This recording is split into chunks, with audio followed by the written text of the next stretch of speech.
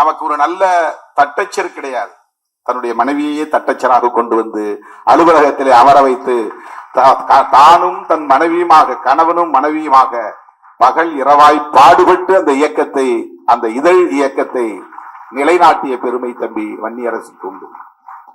கணவனும் மனைவியுமாக சேர்ந்து இரவு பகலாக உழைத்து தமிழ்மண் என்கிற இதழை நாடறிய செய்தது, நாடு முழுக்க கொண்டு போய் சேர்த்தது தம்பி வன்னியரசு. இவையெல்லாம் அனைத்தும் கலப்படம் இல்லாத, புனைவு இல்லாத, கற்பனை இல்லாத உண்மைகள், வரலாற்று உண்மைகள்.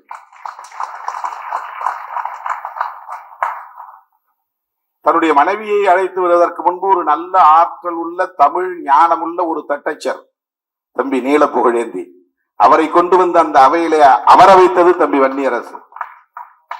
இன்றைக்கும் நம்மோடு இருக்கிற கவினி வன்னியரசு கண்டுபிடித்த ஒரு ஆளுமை. இன்றைக்கும் நம்மோடு அவர் இருக்கிறார். அதே போல குறும்படங்கள் இயக்கத்திற்கு, அதே போல ஈழத்தமிழர்களுடன் இருக்கிற தொடர்புகள்,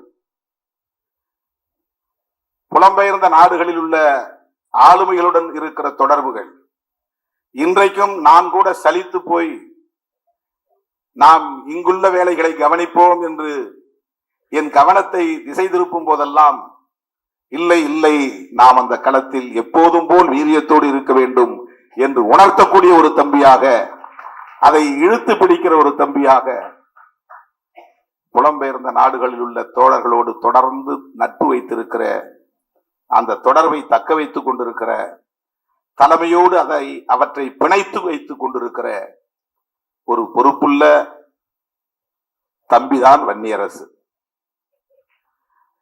ராஜசேகர் சொன்னதை போல அவர் உணர்ச்சி வயப்பட்டு சில பதிவுகளை செய்வது உண்டு, மேடைகளில் பேசுவது உண்டு. தமிழ் மண்ணுக்கு தலைப்பிடுகிற போது கூட அவர் ராஜரிஷியில் பெற்ற பயிற்சியின் அடிப்படையில் சில நேரங்களில் தலைப்பு கரடுமுரடாக இருக்கும். நாம் ஒரு அரசியல் இயக்கம் நடத்துகிறோம், அப்படி தலைப்பு வைக்க கூடாது. வரிக்கு வரி நான் படித்து பார்ப்பேன், தலைப்புகளை மாற்றுவேன், வாக்கிய அமைப்புகளை மாற்றுவேன். நேரம் ஒதுக்க முடியாது, அதற்காக அவர் கிடப்பார். என்னிடத்திலே கட்டுரைகளை வாங்குவதற்கு அவர் இல்லாமற் போனால் அதனால் அமைப்பாய் திரள்வோம், மறுபடியும் வரவில்லை. அதுதான் உண்மை. 58 கட்டுரைகளையும் அவர் என்னிடம் போராடி போராடி வாங்கித்தான் பதிப்பித்தார். இடையிலே அவருக்கு வருத்தம் ஏற்பட்டு தமிழ் மண் பணிகளை அப்படியே போட்டுவிட்டு போய்விட்டார்.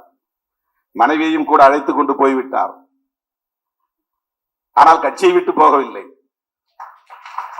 அந்த பணிகளை அப்படியே விட்டுவிட்டார். வருத்தம் அரசியலில் இருக்கத்தான் செய்யும். எல்லோரையும் என்னால் திருப்திப்படுத்த முடியாது. சொன்னால் கேட்டுக்கொள்வார் திரு வன்னியரசு என்ற நம்பிக்கையிலே நான் சில முடிவுகளை எடுத்தேன். தென் மாவட்டங்களை சார்ந்தவர்களுக்கே வட மாவட்டங்களில் சீட்டு கொடுக்க முடியாது, 1-2 பேர் என்ற கணக்கிலே நான் 2011 அவருக்கு போட்டியிடுகிற வாய்ப்பை என்னால் தர இயலவில்லை.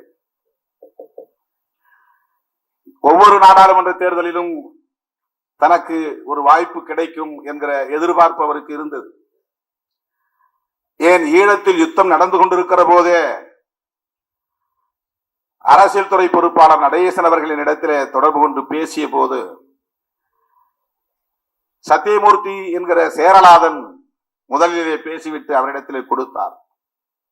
இதெல்லாம் நடந்த உண்மை, நாங்கள் இட்டுக்கட்டி பேச தெரியாது.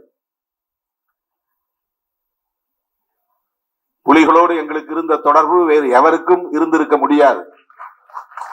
அது அண்ணன் பிரபாகரன் அவர்களுக்கும் திருமாவளவனுக்கும் தெரியும், அடுத்து வன்னியரசுக்கு தெரியும், வேறு யாருக்கும் தெரியாது. நாங்கள் என்ன செய்தோம் என்பது இன்றைக்கு புலம்பெயர்ந்த நாடுகளில் கூச்சல் போட்டுக் கொண்டிருக்கிற குஞ்சு குளவான்களுக்கு தெரியாது. அவர்களால் இப்போது பிறந்தவர்கள், வரலாறு தெரியாது. விடுதலை புலிகளுக்கும் விடுதலை சிறுத்தைகளுக்கும் இடையிலான உறவு, வன்னியரசு எந்த அளவுக்கு அதில் ஈடுபாடு கொண்டிருந்தார் என்பது எனக்கு மட்டும்தான் தெரியும். தோழர்களே, அப்போது நடேசன் தொலைபேசியிலே வந்தார்.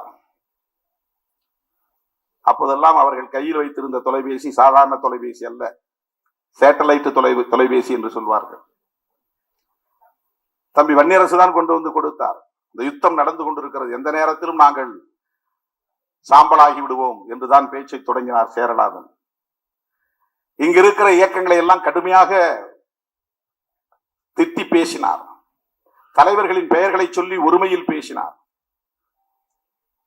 நாங்கள் சொன்னோமா அங்கே இந்திய அரசுக்கு எதிராக போராட சொல்லி, காங்கிரசுக்கு எதிராக போராட சொல்லி, ஏன் இப்படி இவர்கள் எல்லாம் நடந்து கொள்கிறார்கள் என்று ஒரு 5-6 தலைவர்களின் பெயரை சொல்லி கடுமையாக வசை சொற்களால் பேசினார். பேசிவிட்டு அண்ணன் பேச விரும்புகிறார், பிரியுங்கள் என்று நடேசனிடத்திலே கொடுத்தார். நடேசன் இடத்திலே பேசிக் கொண்டிருந்தவர், நான் தலைவரின் அனுமதியோடு உங்களிடத்தில் பேசுகிறேன், நாங்கள் எந்த நேரத்திலும் இல்லாமல் போகலாம், உங்களுக்கு சத்தம் கேட்பது கேட்கும் என்று நான் நம்புகிறேன். அதாவது யுத்தத்தில் அங்கு வெடிகுண்டு குண்டு வீசுறாங்க, அந்த குண்டு வீச்சு, அந்த யுத்தத்தில் எழுகிற இறைச்சல், இந்த சத்தம் உங்களுக்கு கேட்கும் என்று கருதுகிறேன் என்று சொல்லிவிட்டவர் சொன்னார், நீங்கள் எடுத்திருக்கிற முடிவு சரி, நீங்கள் திமுக அணியிலேயே நீடிக்க வேண்டும், 2 தொகுதிகளிலும் வெற்றி பெற வேண்டும், அந்த 2 பேரும் ஈழ உணர்வுள்ள வேட்பாளர்களாக இருக்க வேண்டும் என்று விரும்புகிறோம்.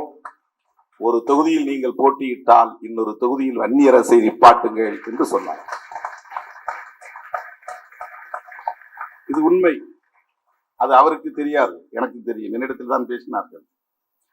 ஆனால் நான் கட்சியில் சில புரோட்டோகால், எவ்வளவு நம்பிக்கையோடு தம்பி வன்னியரசு இருந்தாலும் கூட பைபாஸ் பண்ணி கட்சியிலே இருக்கிற மூத்த பொறுப்பாளர்களை தாண்டி வன்னியரசை விடவும் இன்னும் வலுவாக அந்த களத்திலே பணியாற்றக்கூடிய தகுதியுள்ளவர்கள் தேவை என்ற நிலையில் நான் அன்றைக்கு சில முடிவுகளை எடுக்க முயற்சித்தேன். ஆனால் அன்றைய நிலையிலே பொருளாதார நெருக்கடியால் வன்னியரசின் துணையோடு நான் ஒரு அவருடைய கருத்தையும் கேட்டு ஒரு வேட்பாளரை தேர்வு செய்தேன். அப்போதெல்லாம் அவர் வருத்தப்படவில்லை. ஆனால் சட்டமன்ற தேர்தலிலே அவருக்கு வருத்தம் நேர்ந்தது. அப்போதும் எனக்கு நம்பிக்கை, அவர் கோபித்துக் கொள்ள மாட்டார் என்கிற ஒரு நம்பிக்கை தான். ஏனென்றால் கிடைப்பது 8, ஆனால் 800 பேருக்கு மேலானவர்கள் கட்சியிலே தகுதி படைத்தவர்கள் இருக்கிறார்கள். நமக்கெல்லாம் 234 தொகுதி போதாது. நம்முடைய கட்சியிலே எம்பி வேட்பாளர்கள் 40 தொகுதிகள் போதாது. கிடைப்பது 2. அந்த 2இல் நான் யாரையாவது தேர்வு செய்ய வேண்டும் என்றால் ஒருவரையோ அல்லது 2வரையோ தான் தேர்வு செய்ய. நான் கூட விட்டு கொடுத்து வந்துடும். அப்படிதான் 2006 நானே போட்டியிடாமல் தோழர்கள், நம் கட்சி தோழர்கள் விரும்புகிறவர்கள் நிற்கட்டும் என்று வெளியே வந்தேன். நான் 2006 நான் எடுத்துக்கிட்டு தானே மற்றவங்களுக்கு கொடுத்துருக்கணும். தேர்தல் அப்படித்தானே இன்னைக்கு எல்லாரும் இருக்கிறோம். 2006 10 தொகுதி நமக்கு கிடைச்சது. 9 தொகுதி தமிழ்நாட்டில், 1 தொகுதி பாண்டிச்சேரியில, 10 தொகுதி கிடைத்தது. தமிழ்நாட்டில் கிடைத்த 9 தொகுதிகளில் 1 தொகுதியில் நான் என்னை முடிவு செய்து கொண்டு மிச்சம் 8 தொகுதிகளில் ஆட்களை நான் தேர்வு செய்யலாம். ஆனால் உடன் இருப்பவர்கள் விரும்புகிறார்கள் என்று தெரிந்ததும் நான் பின்வாங்கிக் கொண்டேன். வேண்டாம், நான் நிக்கல, நீங்க நில்லுங்க. ஆனால் எம்பி தேர்தலில் அப்படி நான் முடிவு செய்ய முடியாது.